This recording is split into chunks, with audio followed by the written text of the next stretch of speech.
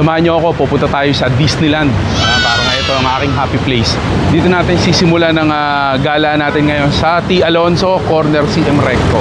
Para malaman mo kung nandito ka na sa lugar na to, ang magiging marka mo ay ang logo ng Powercraft. Alam mo, hindi ka contractor kapag hindi mo na pupuntahan tong lugar na to. Kaya lang mag-iingat ka sa kanto na to. Ayan, ang daming mga traffic enforcer. Nadali na ako minsan yan dito. Pag nandito ako sa T. Alonso, lagi kang mapapabili ng meatballs. So, yung kanto ng T. Alonso, next street nito, ito yung Soler. So, pag bibili ka ng mga ilaw, si Maita, may atraso ka sa akin. Ito, mga suki natin to rito. Ayan, wag ba? Sayang eh. Pag bibili kayo, dito lang kayo pupunta. Top Choice Kitchenware. Sabi mo lang pangalan ko, makaka-discount ka rito. So, dito tayo ngayon sa street ng T. Alonso. So, nandito lahat ng mga power tools, hardware, halos lahat ng mga kakailanganin sa construction. Dito namin kinukuha. Gusto tayo nga sa natin kaibigan dito. Pagka mga ilaw, dito ka pupunta.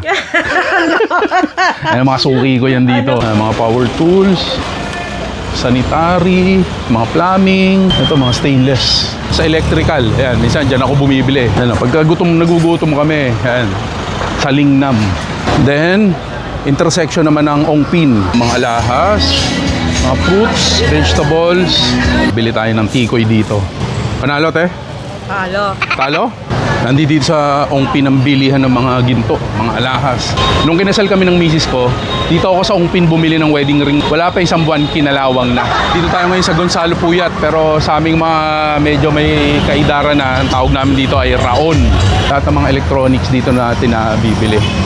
Ito yung mga lugar na hindi ako nagsasawang puntahan. Kanan tayo sa Evangelista kasi punta tayo ng Quiapo. Dito sa palibot ng Quiapo Church. Hindi lang electronics ang mabibili mo rito. Pagka gusto mo paggawa ng murang salamin, palibot na sila lahat dito. Mga optical clinic, papatig na natin yung laptop natin.